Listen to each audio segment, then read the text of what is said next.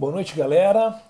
A gente está aqui hoje de uma forma um pouquinho diferente, né? Eu também estou me adaptando a essa nova sistemática e a gente tem que se adaptar até para levar para vocês, né, uma aula de qualidade como eu particularmente sempre prezo. Saí do desktop, da minha webcam, do meu desktop, parti para o meu iPhone, agora conseguindo me adaptar bem, né, com o celular e o YouTube, gravando direto no YouTube. Creio que a qualidade visual e também de áudio seja bastante superior àquela anteriormente demonstrada, né, pelos meus vídeos. Mas acredito que isso, evidentemente, não vá, né, interferir no nosso conteúdo, né? Bom, na nossa última aula a gente tratou das questões atinentes, e aí eu volto nisso porque julgo bastante pertinentes, as questões atinentes à distinção entre posse e detenção, né? Nós falamos, quando tratamos da posse injusta, nós classificamos a posse injusta como sendo aquela posse violenta, clandestina ou precária. Esquece agora a violenta e a clandestina, porque a posse precária é o que nos interessa quando a gente fala de detenção, né?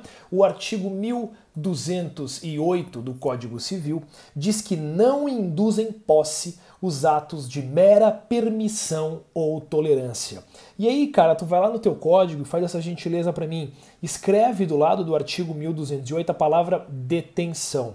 Porque se tu estás exercendo a tua posse porque alguém permitiu ou porque alguém tolera que você ali esteja, o que você exerce não é posse em sentido estrito, é detenção, né? Então, a detenção, como nós vimos, ela não permite que se adquira a propriedade da coisa pelo uso contínuo. Vocês lembram lá? Toda posse é ad interdicta, mas nem toda posse será ad uso capione. Por quê? Porque a detenção, enquanto espécie de posse em sentido lato sensu, em sentido amplo que é, não é ad uso capione. Porque se você exerce a detenção de um bem, e por mais que você exerça a detenção por 5, 10, 20, 50, 100 anos, essa sua posse, por ser precária, né, ela não será ad uso capione, não permitirá, portanto, que você adquira a propriedade pelo uso contínuo dela. Então, eis a distinção entre posse e detenção, tá? Para ter assim um exemplo bem claro e bem ilustrativo, a posse do caseiro, do comodatário, do usufrutuário, do locatário. Tudo isso é posse, né, em sentido amplo. Lembre-se, a posse em sentido amplo tem duas espécies. Posse em sentido estrito, que é aquela exercida em nome próprio, e a posse em nome alheio, que é a detenção, né? Que é quando você está ali porque alguém permitiu ou tolerou. Essa detenção, repito, essa posse precária, repito, essa posse em nome alheio, repito, é insuscetível de aquisição da propriedade pelo uso contínuo, né? Você não pode requerer o uso capião com base numa detenção. Ultrapassada essa questão, nós começamos a tratar do ius possidendi e do ius possessionis, do direito de possuir e do direito de posse. Essa é uma questão, galera, muito, muito importante, porque aqui que se dividem as ações possessórias das ações petitórias, né? Porque existem ações de uso exclusivo do proprietário. E existem ações que são, em regra, destinadas ao possuidor, mas que também poderão ser usadas pelo proprietário, acaso ele queira defender a sua posse com base nesse singelo argumento da posse, né? Eu sempre digo o seguinte, a posse, né, ela é mais fraca perante a propriedade. A propriedade tem muito mais força jurídica do que a posse.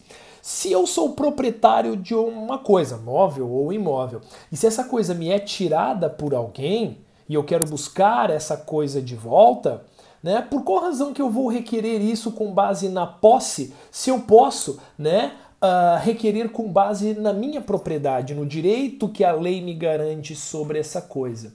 Então eis a distinção que nós veremos mais adiante também com mais calma a respeito, né, da ação de reintegração de posse, que é fundada no ius possessionis, já antecipo, da ação reivindicatória, que é fundada no ius possidendi. Pois bem, vamos voltar aqui porque depois a gente volta para lá.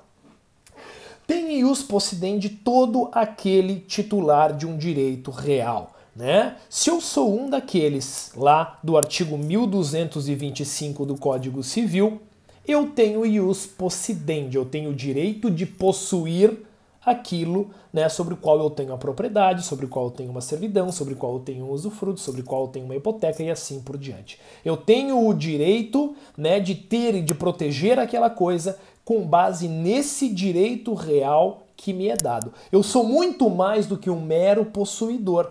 Eu sou um titular de direito real e por isso posso defender essa coisa com base no ius possidendi.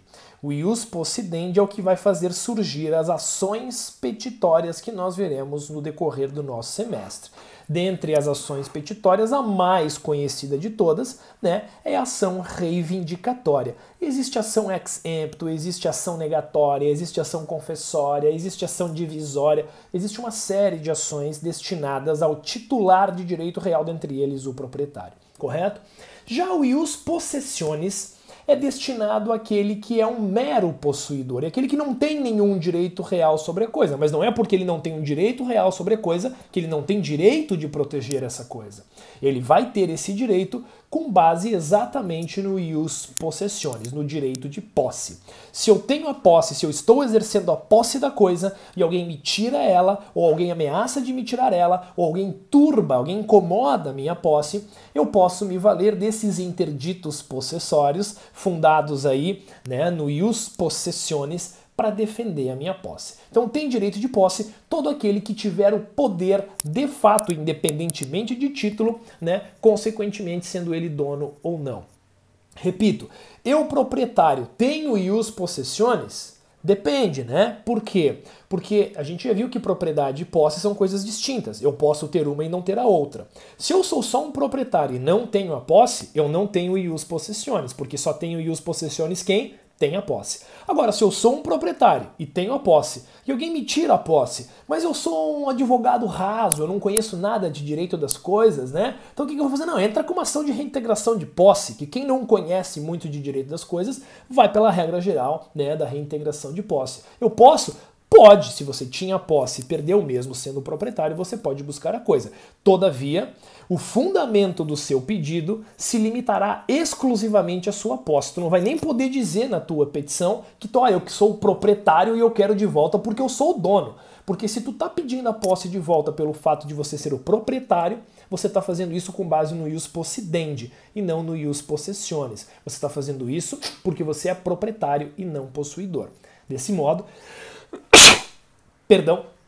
desse modo, né, a ação que te cabe é a ação reivindicatória e não a ação de reintegração de posse, correto? Pois bem, dito isso, nós já vimos isso na semana passada, né? Inclusive é o que corrobora a teoria do Rudolf von Jhering de que posse e propriedade são coisas distintas. Tanto é que quem é só possuidor tem um tipo de ação e quem é proprietário, titular de um direito real, tem outro tipo de ação. A grande questão, gente, a importância de distinguir essa questão do ius possidendi do ius possessionis é aquela que eu falei para vocês, né? É você ter a ciência a respeito de que, afinal, qual ação entrar caso eu, né, Fábio, seja consultado por alguém que perdeu a posse do seu imóvel. Então, eu sempre digo, né, olha, a primeira pergunta que se faz para o cliente quando ele vem te dizer que me tiraram a posse do meu imóvel, invadiram o meu terreno, a primeira pergunta é, quem é você? Quem você é? Né? Ele sempre vai dizer, repito, que é proprietário, porque as pessoas têm esse senso comum. Não, eu comprei, tem contrato, na prefeitura está no meu nome, o contrato está aqui, registrado no cartório, né? Tem só um selinho de reconhecimento de firma, quando muito, né? Senão é só um selo de autenticação. Né? Não, mas meu senhor, escuta, escriturou esse imóvel, feita essa escritura, foi registrada essa escritura na matrícula? Se essa matrícula consta lá o nome dele como sendo proprietário, cara, tu vai buscar a posse de volta com base no ius possidendi, certo? No direito de possuir, porque o proprietário tem direito de possuir o que é seu. Se ele não tem, ou se ele tiver só uma escritura, e aí tu vai ter que convencer ele de que, né, o simples fato de ele ter apenas a escritura não confere a ele a propriedade, você, né, vai caber única e exclusivamente o ius possessionis e buscar a posse, né, perdida com base nesse direito de posse que é conferido a todo aquele que é um mero possuidor. Tá? Imprescindível já frisar aqui, dando um spoiler do que nós veremos quando tratarmos das ações possessórias, que, né, um dos requisitos autorizadores para a interposição e para o sucesso de uma ação de reintegração de posse, né, ou de manutenção de posse, é você provar que no primeiro caso estava com a posse e perdeu, e no segundo caso que ainda está com a posse. Então é condição indispensável, né, numa ação de reintegração ou de manutenção, você ter a posse, ter tido a posse.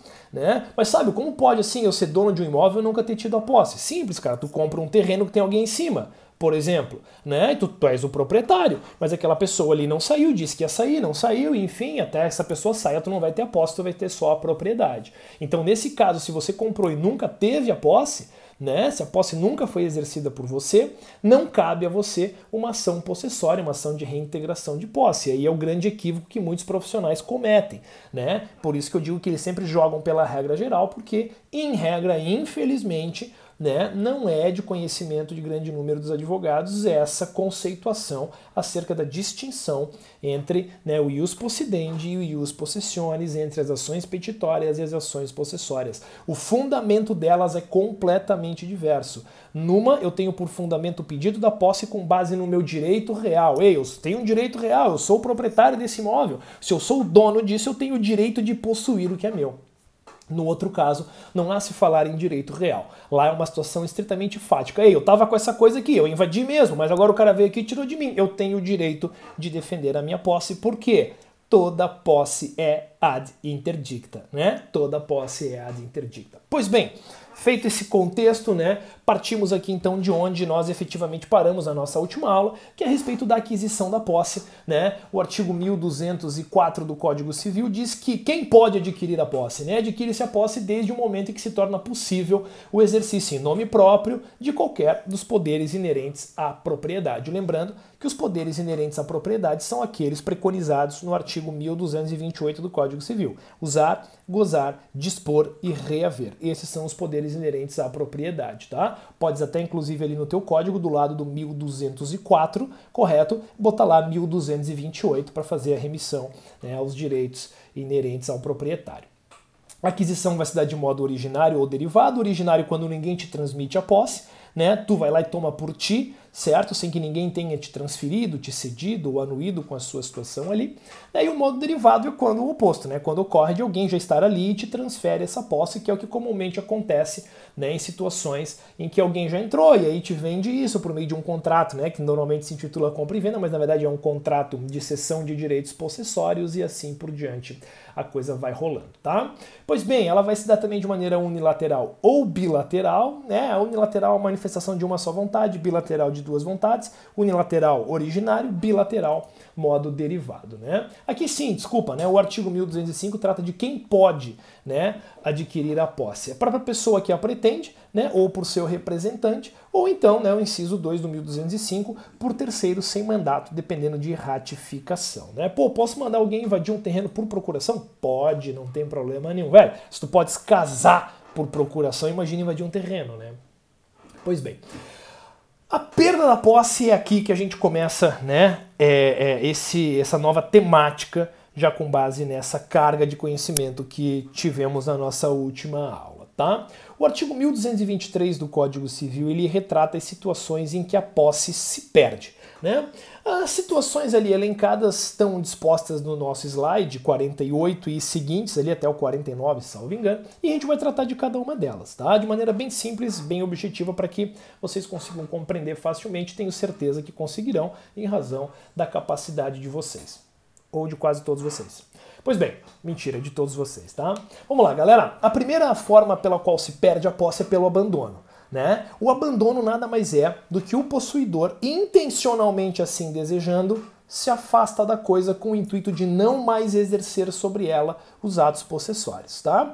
Pensa no seguinte, cara, a gente tá falando aqui, né, de abandono e estamos falando de posse, de propriedade. Eu sempre tenho por ímpeto natural pensar em imóvel, né? Mas pensa no seguinte, cara, pensa num animalzinho de estimação, que tem muita gente que abandona, infelizmente, nas ruas, né? Quando você abandona um animal de estimação, você está fazendo exatamente isso, né? Você está se afastando dele intencionalmente com o ato, né, e com o desejo de não mais mais exercer sobre ele, né, a posse, correto? E com o terreno também vai se dar da mesma forma, né? Ah, não quero mais esse terreno, só me incomoda, longe pra caramba, ficar mantendo, quer saber, ó, tchau, abraço, e você abandona, né? É claro que esse seu abandono só vai se caracterizar como uma perda efetiva da posse quando alguém tomar essa coisa, porque a gente já viu que o direito das coisas, num âmbito geral, né, ele é perpétuo.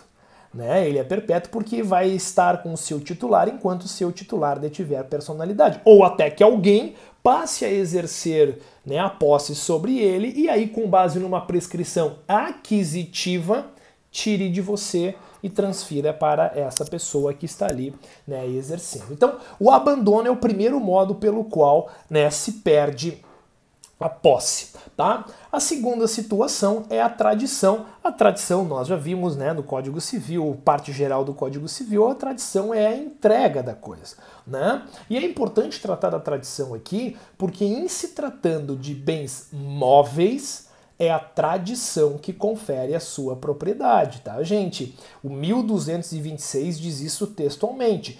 E o 1226 é seguido, né, pelo 1227, obviamente, mas que retrata a aquisição de bens imóveis, né, que se dá apenas pelo registro, correto? Então, se tratando de bem imóvel, registro. Em se tratando de bem móvel, tradição, né? A propriedade de bem móvel se dá pela tradição. Então, a partir do momento que eu pego a minha coisa e te entrego, a minha posse sobre essa coisa deixou de existir, tá? É claro que, tá, Fábio, mas se eu te entreguei, tu não me pagou. Ora, se eu te entreguei e tu ficou de me pagar daqui um dia, 2 dias, 1 mês e não pagou, nesse período a tua posse é o quê? É precária, né? Porque tu estás exercendo ela, porque eu autorizei, porque eu permiti, porque eu tolero que você exerça. Então, nessa posse precária, persiste o meu direito de sequela, a ponto de que caso você não adimpla a sua parte no contrato, e vocês viram muito bem isso no semestre passado com a parte de direito civil contratos, né, eu vou poder então buscar essa coisa de volta, buscar a rescisão do contrato, e a consequência lógica da rescisão do contrato, uma delas, né, é o retorno das partes ao status quo ante, né, aos seus estados anteriores. Então a tradição é o modo pelo qual também se perde a posse.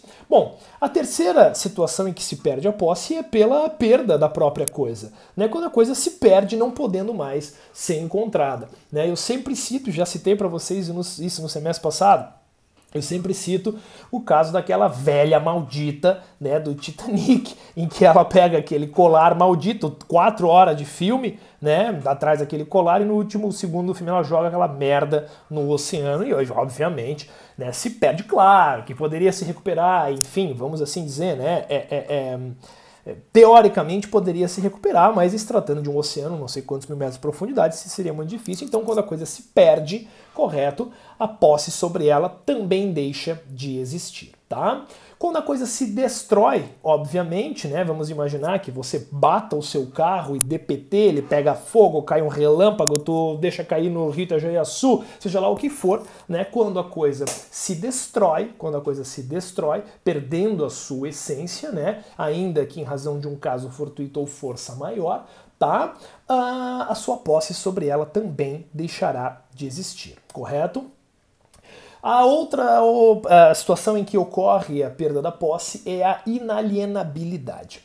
Quando um determinado produto ele é colocado fora do mercado por um motivo de segurança, por exemplo, né, a lei determina que a posse sobre ele se extingue. Né? Você não pode mais exercer a posse sobre ele. Eu sempre cito aqui o caso, né, de produto de beleza, né? A gente está vendo aí agora, em razão dessa questão dramática, né, do coronavírus, inúmeros medicamentos, inúmeros milagres aí surgindo, né, como medicamentos passíveis de curar o coronavírus. Imaginem que um medicamento desse seja considerado ilegal, seja lá por qual razão, e com base nisso, né, tira-se de mercado em razão da sua proibição, e a posse que as pessoas tinham sobre ela também deixa de existir por consequência, tá?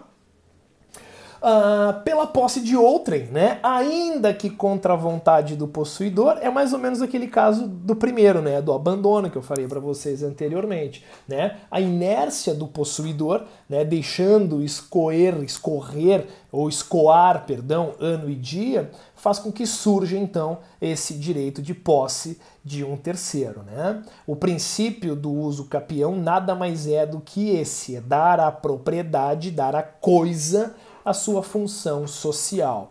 Cara, se tu tinha uma coisa e tu abandonou essa coisa por um tempo suficiente para alguém poder entrar com uma ação de uso capião, ou seja, 5 anos, 10 anos, é porque tu abandonaste essa coisa. Então, se tu abandonou, o Estado, né, vai dar a alguém que vai dar a essa coisa a sua função. É assim que funciona, né, o uso capião, correto? Então, aqui eu até faço uma ressalva, né, a respeito do prazo prescricional para reintegração de 10 anos, enfim, isso é uma regra geral, tá, gente? Por quê? Porque eu já disse a vocês que, em se tratando de ações possessórias ou petitórias, não se trata de prescrição extintiva, se trata de prescrição aquisitiva, né? Porque se eu sou possuidor, mesmo que eu não esteja exercendo a posse sobre aquele terreno, se eu posso ir lá voltar 20 anos, cara, meu direito de posse sobre aquilo ali não deixou de existir pelo meu não exercício da posse, a não ser que venha alguém e passe a exercer a posse no meu lugar. E aí passa a correr a favor dessa pessoa os prazos referentes à prescrição aquisitiva, tá? Não existe prescrição extintiva a meu favor, apenas aquisitiva em favor daquele que pleiteia a declaração de propriedade pelo uso contínuo, tá? O outro fator aqui que culmina também na perda da posse é um instituto chamado constituto possessório. Ah, puta, nome estranho, né? Constituto possessório. Mas ele é mais simples do que parece, né? Pelo menos mais simples do que o nome. Porque no constituto possessório ocorre quando alguém que possui a coisa em nome próprio passa a possuir em nome alheio, né? Como assim, Fábio? Como assim? Vamos lá, vamos desenhar isso para vocês, como eu sempre tenho por hábito fazer, porque acredito que facilite a compreensão. Eu sou dono de um imóvel, de uma casa, correto? E aí vem uma construtora e fala assim, Fábio, queremos comprar a tua casa para construir um prédio aqui. Poxa, legal, queres vender? Vendo, quanto é que tu quer? Tantos mil. Ok, a gente paga, perfeito. Olha só que a gente só vai começar a construir esse prédio daqui 2 anos. Né? Tu queres continuar morando aqui no teu imóvel enquanto isso, seja pagando aluguel para a construtora, seja de graça, seja lá o que for, tá? Tu transfere a propriedade pra gente agora, mas a gente te deixa morando aqui durante 2 anos. Queres? Pô, eu quero, maravilha, enquanto isso eu tenho tempo para procurar um lugar para me mudar, enfim. Percebam, eu, que até a venda, né, até a cessão dessa posse para a construtora, estava exercendo a posse em nome próprio, certo? Passo a possuir em nome alheio da construtora, porque agora quem tem a posse, né, é a construtora que me cede. Então eu, que antes, né, era um proprietário e possuidor, passo a ser apenas um possuidor. E estou possuindo por quê? Porque alguém me permitiu que eu ali estivesse. Então a minha posse em nome alheio, no caso do constituto possessório, né, é uma posse precária. Aliás, baita pergunta de prova, né? A posse exercida numa situação de constituto possessório é considerada violenta, clandestina, precária ou todas as alternativas? Né? É posse precária, correto? Então essas são as situações, né, que culminam na perda da posse. Tudo muito simples, tudo muito bem ilustradinho, tudo muito bem explicado nos slides ali que nós acabamos de ver. Estamos agora no slide 51, correto, gente? Pois bem, vamos lá. Ainda dando sequência aqui a essa nossa aula, e hoje faremos uma aula um pouco mais curtinha, mais objetiva, tá? Eu sei dos clamos de vocês pela facilidade, pela objetividade e pela comodidade. Embora eu tivesse feito aulas de 40 minutos anteriormente, hoje eu vou fazer uma aula aí de 30 a 35 minutos, né, com o intuito de dar mais qualidade, né, e em prol da quantidade. Não adianta eu dar uma aula de 3, 4 horas seguidas aqui, que vocês não vão conseguir absorver. Então a gente vai focar naquilo que precisa e vai dar tudo certo, já está dando. Correto, gente? Bom, agora a gente começa a tratar de uma parte muito legal, que são os efeitos processuais da posse. Ou seja, quais consequências jurídicas, né, que a posse produz, correto? E aqui é muito legal, por quê? Porque a gente está falando de direito das coisas, cara, é direito civil, é direito material. E agora a gente começa a namorar, começa a introduzir o processo civil, né? O código instrumental, o direito instrumental, não o direito material. Então é muito bacana isso, porque a gente começa agora essa, né, interposição de matérias e essa mescla que é muito bacana, muito legal, bem bacana mesmo. Bom, vamos lá. O primeiro efeito processual da posse, a primeira consequência jurídica, né, em virtude da lei ou da norma jurídica, no conceito de doutrina, jurisprudência, né, é o fato de que o possuidor pode invocar os interditos possessórios, né? Ou seja, ele pode propor as ações possessórias acaso a sua posse seja esbulhada, turbada ou ameaçada. Correto? Então, né, repito, toda posse é ad interdicta porque toda posse pode ser defendida por meio dos interditos possessórios. Correto?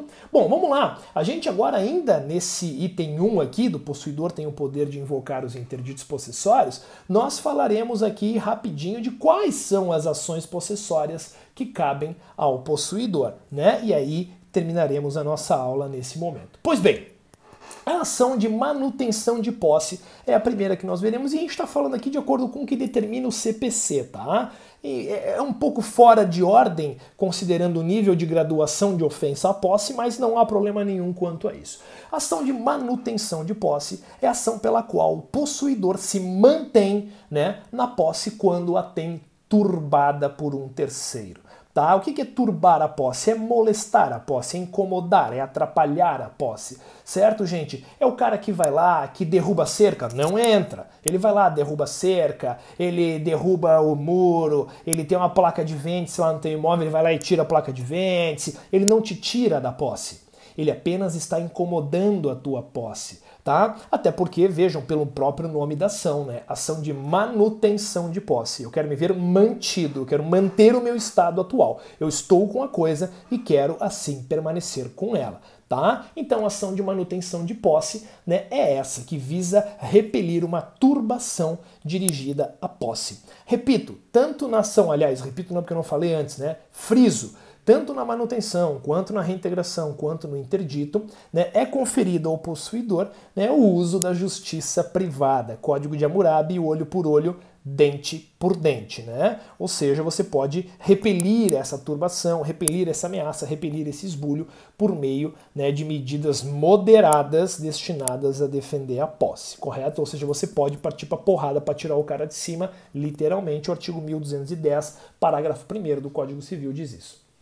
Bom, a segunda ação possessória aqui é a ação de reintegração de posse, né? É a ação, né, por meio do qual o possuidor que perdeu a posse, ele tinha a posse, ele perdeu a posse, busca tê-la de volta, né? Na ação de reintegração de posse ocorreu não uma turbação, não uma incomodação, ocorreu um esbulho, né? No esbulho é exatamente isso, alguém lá tira a posse de ti. Para que te caiba a ação de reintegração de posse, é imprescindível que você comprove a posse anterior, porque só pode ser reintegrado na posse quem algum dia já esteve integrado na posse. Tá bonitão? Então a ação de reintegração de posse funda-se nessa questão, tá lá no artigo 560 do CPC, né? A ação de manutenção também se encontra no 560, elas estão dispostas de maneira genérica como ações possessórias lá no CPC, correto? Depois vem aqui o interdito proibitório, e é onde nós terminaremos nossa aula hoje. Não aqui terminam as ações possessórias, existem outras ações possessórias que nós daremos sequência na nossa próxima aula, tá? E eu disse para vocês uma aula atrás e disse hoje também o seguinte: não confundam interdito possessório, que quer dizer ações possessórias, com interdito proibitório, que é essa ação que nós estamos vendo aqui agora. Interdito possessório é gênero e interdito proibitório é uma espécie do gênero interdito possessório, né? Interdito proibitório é uma ação que visa proibir que alguém continue ameaçando a minha posse. Né? Então o interdito proibitório, ele cabe, né, para repelir uma ameaça. O juiz então proíbe a parte que está ameaçando a tua posse, correto, de continuar fazendo. E a ameaça à posse aqui é aquela do cara que passa na frente do teu terreno e fala, vou invadir, hein? Ou, por exemplo, o caso de um grupo de sem terra que cerca a tua fazenda, né? Se posiciona numa estrada, num acesso e fica ali, vamos entrar. Isso é uma ameaça à posse. né? Vocês podem perceber que há uma linha muito tênue entre ameaça, né, e turbação. Mas independente disso, por que independente disso? Porque impera nas ações possessórias o princípio da fungibilidade. O que é o princípio da fungibilidade? Né? Se tu entrou dizendo que foi ameaçado e o juiz achar que não é uma ameaça, que é uma turbação, não tem problema, ele troca uma pela outra e vamos embora. Tá? Troca-se uma ação possessória pela outra sem problema nenhum. O interdito proibitório se encontra fundamentado no artigo 567 do CPC. Senhores, terminamos aqui a nossa aula mais curtinha, mais objetiva, tá? Estará no fórum o trabalho de vocês, a pesquisa jurisprudencial de vocês, correto? Para que vocês arrolem ali embaixo. Um beijo gigante para vocês, muitíssimo obrigado por todo o carinho, por toda a atenção e por toda a dedicação de vocês. Estamos juntos mais uma vez, continuem em casa, tá? Beijo gigante, a gente se vê, galera.